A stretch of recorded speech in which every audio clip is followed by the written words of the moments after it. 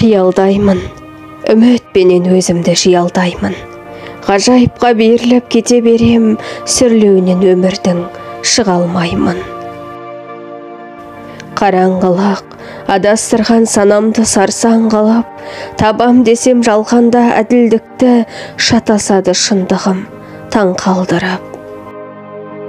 Қайран уақыт, өмір өзен өтесің жылдам ағып, тұрақталып тұрмайсың ой санамда, ұстатпайсың қуғанмен бұлтан қағып. Ұзақ жолдар, достарымаз бұл күнде мені қолдар, қорқамын, ер тоқымын тар жерде сұрайма деп, ит өлгендей ішінде тайып жолдан.